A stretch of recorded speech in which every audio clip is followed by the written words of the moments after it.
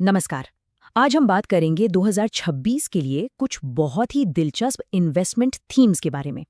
मतलब पैसा लगाने के वो बड़े मौके कहाँ छिपे हैं जिन्हें हम अभी से पहचान सकते हैं। तो सवाल ये उठता है कि जो समझदार इन्वेस्टर्स होते हैं वो आखिर भविष्य की विनर्स को पहचानते कैसे हैं? क्या इसका कोई फॉर्मूला है, कोई सीक्रेट तरीका जिससे पता चल जाए कि कौन से सेक्टर्स आगे चलकर धमाल मचाने वाले हैं? चलिए आज इसी गुत्थी को सुलझाने की कोशिश करते हैं। इन्वेस्टिंग को ना एक प्लेन उड़ाने जैसा समझिए। या तो आप हवा के बहाव के साथ उड़ सकते हैं जो आपको तेजी से आगे ले जाएगी, या फिर हवा के खिलाफ जो आपको पीछे धकेलेगी। जाहिर है कामयाबी इसी में है कि हवा का रुख किस तरफ है। इन्वेस्टिंग की भाषा में इसी हवा को टेलविंड कहते हैं। ये एक ऐसी जबरदस्त ताकत होती है, एक ऐसा मैक्रो ट्रेंड जो किसी एक कंपनी को नहीं बल्कि पूरे के पूरे सेक्टर को आगे ले जाती है। इसे ऐसे समझिए जैसे समंदर में एक बड़ी लहर आती है तो वो हर नाव को ऊपर उठा देती है, चाहे नाव छोटी हो या बड़ी। और पता है सबसे मजेदार बात क्या है? जब किसी सेक्टर में ऐसी टेलविंड चल रही हो ना, तो एक एवरेज इन्वेस्टमेंट भी आपको जबरदस्त मतलब कमाल का रिटर्न दे सकता है। क्यों? क्योंकि पूरे सेक्टर को ही एक बाहरी धक्का मिल रहा है जो सबको आगे बढ़ा रहा है। अच्छा, ये तो हुई थियरी की बात। चलिए अब इसे कुछ असली दुनिया के एग्जाम्पल से समझते हैं। तब ये और भी क्लियर हो जाएगा कि ये टेल विंड और हेड विंड असल में काम कैसे करते हैं। यहाँ स्क्रीन पर देखिए एक सीधी सीधी तुलना है।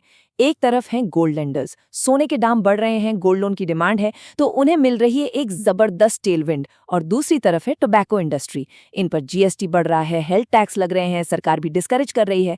तो इनके लिए ये सब क्या है? एक तगड़ी हेडविंड जो इनकी ग्रोथ को रोक रही है। ये चार्ट देखिए, ये टेलविंड का एक बेहतरीन उदाहरण है।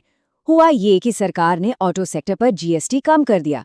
बस ये एक फैसला इस सेक्टर के लिए एक पावरफुल टेलविंड बन गया, और नतीजा कारों की बिक्री में एकदम से उछाल आ गया, जो आप टैक्स कट के बाद वाले बार में साफ साफ देख सकते हैं। तो अब जब हम समझ गए हैं कि टेलविंड क्या होती है और ये कितनी जरूरी है, तो अब आते हैं असली मुद्दे पर। चलिए 2026 के लिए ऐसे 4 इन्वेस्टमेंट थीम्स देखते हैं जहां एक जबरदस्त टेलविंड बनती दिख रही है। तो पहला थीम है शिप बिल्डिंग और उससे जुड़े सेक्टर्स। देखिए सरकार मेक इन इंडिया और घरेलू मैन्युफैक्चरिंग पर बहुत जोर दे रही है।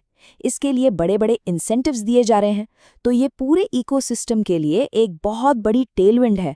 और ये सिर्फ जहाज बनाने की बात नहीं है, ये देश की सुरक्षा और व्यापार से जुड़ा एक बहुत बड़ा स्ट्रैटेजिक मूव है। दूसरा थीम है जे कर्व प्रॉफिट वाले इंटरनेट बिजनेस। जे कर्व का मतलब क्या है? मतलब ऐसी कंपनियां जिनका प्रॉफिट धीरे धीरे नहीं बढ़ता, बल्कि एक पॉइंट के बाद अचानक रॉकेट की तरह ऊपर जाता है। सोचकर देखिए, कोई कंपनी 1 करोड़ का प्रॉफिट कमा रही है और अगले ही साल वो सीधा 300 करोड़ पर पहुंच जाए। ये है विस्फोटक ग्रोथ। इसी की तलाश करनी। तीसरा थीम बहुत ही इनोवेटिव है, वेस्ट टू वेल्थ।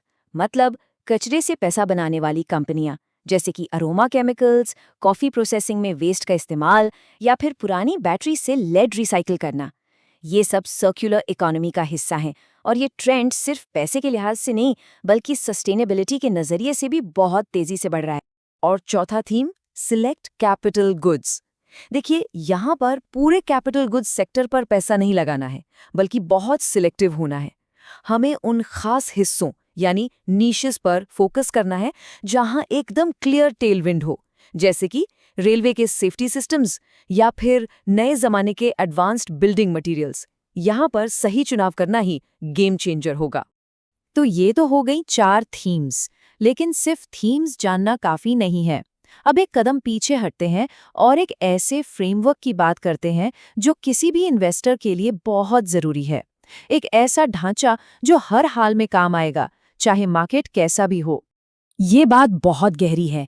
जिस इन्वेस्टर के पास कोई सेटअप या एग्जिट सिस्टम नहीं होता, वो हमेशा पैनिक करता है। मतलब अगर कोई प्लान ही नहीं है कि कब खरीदना है, कब बेचना है, तो जरा सी मार्केट की हलचल में घबराहट होना तो तय है।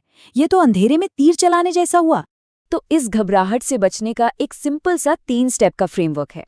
नंबर 1, अपना इन्वेस्टिंग स्टाइल तय करें। नंबर 2, खरीदने का एक प्रोसेस बनाइए। और नंबर 3, ये पहले से पता हो कि एग्जिट कब करना है, मतलब बाहर कब निकलना है।